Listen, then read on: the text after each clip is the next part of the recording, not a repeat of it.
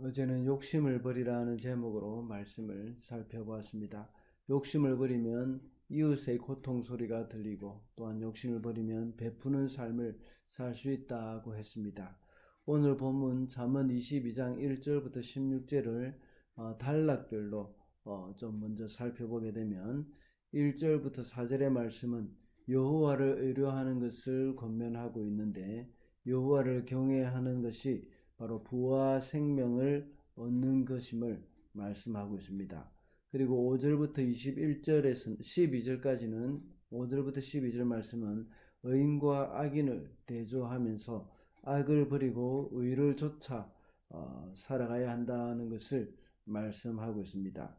그리고 13절부터 16절에서는 악인과 어리석은 자가 지혜를 버린 결과 패망을 말하고 있습니다. 그래서 지혜를 추구하며 살 것을 말하고 교훈하고 있습니다. 그런 가운데 오늘 본문 6절과 또 15절 말씀을 보면 마땅히 걸어야 할 그 길을 아이에게 가르치라고 말하고 아이를 또 15절에서는 훈계하라고 말을 하고 있습니다. 그러면 늙어서도 그 길을 떠나지 않는다라는 말씀을 하면서 자녀 교육에 관련된 말씀을 언급을 하고 있습니다. 잠언의 모든 교훈이 그렇듯이 이 교훈도 역시 문맥에 따라서 이루어진 것이 아니라 단순한 경구를 이렇게 나열한 것이라고 볼 수가 있습니다. 그래서 자녀 교육의 문제와 문맥을 함께 하지 않더라도 우리는 이것을 자녀들에게 당연히 가르쳐야 할 그런 내용임을 명심을 해야 하겠습니다. 그래서 오늘은 이 성도의 자녀 교육이라는 제목으로 말씀을 살펴보고자 합니다. 첫째로 자녀들에게 사람 존중을 가르쳐야 합니다. 2절 말씀입니다.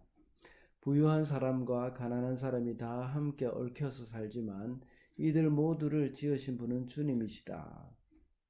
본문은 가난한 사람과 부유한 사람이 다 함께 얽혀서 산다고 말을 하고 있습니다.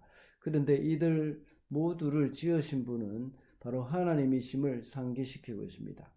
사람들은 보통 이렇게 가난한 사람을 멸시하거나 그들을 함부로 대하기가 쉽습니다.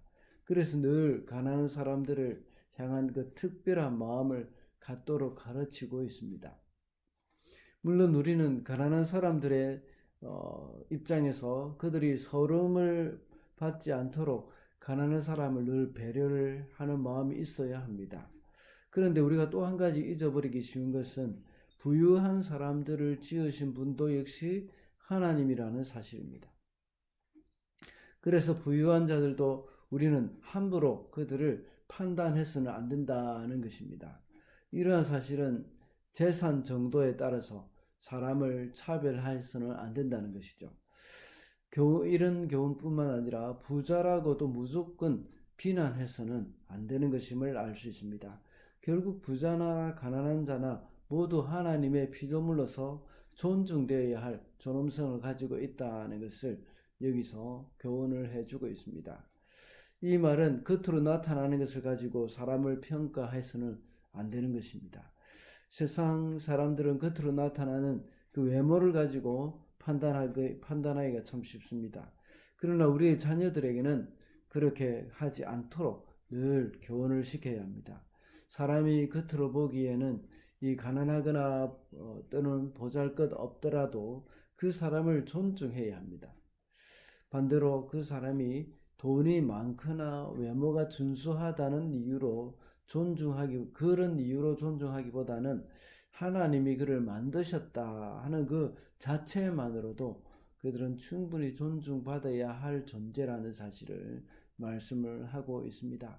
그래서 가난한 자나 부자나 우리는 다 이렇게 겉으로 드러나는 외모 또 재산의 정도 이것을 가지고 그들을 판단하는 것이 아니라 그들도 동일하게 하나님이 만드신 존재라는 사실을 알고 그것을 믿고 그들을 존중히 여겨야 한다는 것을 말씀하고 있습니다. 둘째로 자녀들에게 하나님 경외를 가르쳐야 합니다. 4절 말씀입니다. 겸손한 사람과 주님을 경외하는 사람이 받을 보상은 재산과 영예와 장수이다. 여호와를 경외하는 것이 모든 지식의 근본이라고 잠언서 전체적으로 쭉 계속 여러 번 반복해서 말씀하고 있습니다. 이렇게 겸손과 하나님을 경외하는 자에게 하나님이 주시는 보상은 바로 재산과 명예와 그리고 또 장수라고 말씀하고 있습니다. 특별히 한국 부모들은 자녀들에게 지식적인 교육을 많이 시키고 있습니다. 그러다 보니까 인성 교육이 많이 떨어지고 있습니다. 그런데 사람들이 이렇게 세상적인 지식을 많이 강조하는 이유는 세상적인 지식이 재산과 영예와 장수를 가져다 주는 것처럼 생각하기 때문입니다. 공부를 잘해서 세상의 지식을 많이 쌓고 확보해 놓으면 또 좋은 대학에 가고 또 좋은 대학 나오면 좋은 직장 취직할 수 있다는 이러한 것들이 그래서 재산을 많이 모을 수 있다는 것이 공식인 것처럼 사람들은 생각을 하고 있기 때문입니다. 그래서 열심히 공부만 시키고 있습니다.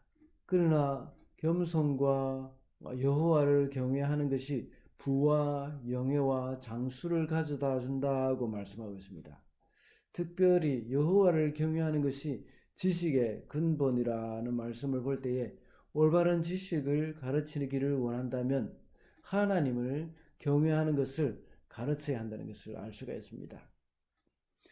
하나님을 경외하는 것이 없이 지식만 쌓아가게 되는 것은 모래 위에 집을 짓는 것과 마찬가지입니다. 기초가 없이 지어진 집과 같습니다. 하나님을 경외하는 마음이 없이 지식만 쌓아간다면 그 지식으로 자신의 유익만을 구하게 되고 극단적으로는 그 지식을 범죄의 도구로 사용하는 그런 경우가 많이 있습니다. 하나님을 두려워하고 또 겸손한 마음을 가진 사람이 갖게 된 그런 지식은 결국 하나님 나라를 위해서 받게 되고 또 다른 사람을 유익하게 하는 일에 또 사용하게 된다는 것입니다.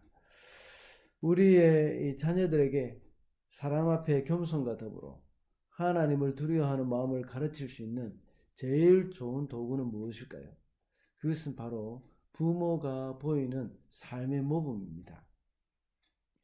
부모가 먼저 하나님을 진심으로 경외하고 두려워하는 것입니다. 자녀들은 부모님의 삶을 보고 배우게 되어 있습니다.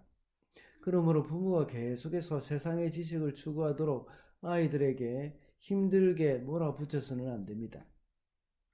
부모들이 그렇게 하는 것은 아이들의 눈으로 보면 부모들이 가장 중요하게 여기는 것은 바로 하나님을 경외하는 마음이 아니라 세상 지식으로 생각하게 되기 때문입니다. 그러나 부모의 지식을 가르치기보다는 부모는 이 세상의 지식을 가르치기보다 더 우선해야 할 것은 바로 하나님을 경외하는 것임을 우리가 명심을 해야 하겠습니다. 마지막으로 자녀들에게 근면을 가르쳐야 합니다. 13절입니다. 게으른 사람은 핑계대기를 바깥에 사자가 있다. 거리에 나가면 찢겨 죽는다 한다. 과거의 팔레스타인 지역에는 사자가 아예 없었던 것은 아닙니다. 그러나 굉장히 드물게 있었습니다. 그런데 사자가 사람들이 다니는 거리까지 와서 사람을 해칠 정도는 아니었습니다. 특별히 여기서 말하는 거리라는 그 말은 광장을 의미합니다. 사람이 굉장히 많이 다니고 있는 광장을 의미하는데 여기에 이 사람이 많이 다니는 광장에 사자가 출몰해서 사람을 해칠 수 있을 그런 경우는 아예 없다고 볼 수가 있습니다. 그 정도로 게으른 자들에게 하는 말에는 이 말도 안 되는 그런 핑계거리를 대고 있다는 것입니다. 우리는 누구든지 할 수 없다는 이유를 그 이유를 다 찾을 수 있습니다. 다 될 수 있습니다. 게으른 사람은 사자를 두려워하는 것과 같이 일을 많이 두려워합니다. 일을 두려워하는 그 일을 할 수 없는 자기가 일을 두려워해서 그 일을 할 수 없는 핑계거리를 계속 만들어내기도 합니다. 우리 사랑하는 자녀들이 일을 무서워하는 겁쟁이 또는 게으름뱅이가 되지 않도록 가르쳐야 합니다. 어릴 때부터 어렵게 여겨지는 일이라고 하더라도 기도하면서, 어릴 때부터 그 일들을 기도하면서 그 일을 이루어가고 성취해 나가는 것을 가르쳐야 합니다. 그래서 어릴 때부터 권면성실을 몸에 배이도록 해야 합니다. 사람 누구나 하나님으로부터 받은 사명이 있습니다. 그런데 그 사명이 있음에도 불구하고 일을 두려워하는 마음으로, 이것을 행하는 것을 두려워하는 마음으로, 귀찮다는 그런 마음으로 계속 일을 미루어가고, 또 그 일을 해야 할 것을 하지 않고 미루어가거나 또 게으름을 피운다면 그것은 올바른 삶의 자세가 아니고 또 하나님의 사명을 따라갈 수 있는 그런 일도 아니라는 겁니다. 게으르고 나태한 것이 바로 하나님 앞에 큰 죄가 되는 이유는 그들이 게으름이 결국은 사명을 저버리고 불성실하게 살아가는 것으로 이어져 가기 때문입니다. 아직 때가 아니라고 여기고 또 여건이 좋지 않다고 말을 하기도 합니다. 이런 것들은 다들 사자가 나온다는 그런 핑계일 수도 있다는 것입니다. 그러므로 우리는 자녀들에게 근면, 성실을 가르쳐야 합니다. 말씀을 맺겠습니다. 오늘은 성도의 자녀 교육이라는 제목으로 말씀을 살펴봤습니다. 성도는 사람을 존중하는 법을 자녀들에게 가르쳐야 하고 하나님을 경외하는 것을 가르치며 또 근면, 성실을 자녀들에게 가르쳐야 한다고 했습니다. 오늘도 하나님이 선물로 주신 자녀들을 말씀으로 또 잘 양육하는 저와 여러분이 되시기를 바랍니다.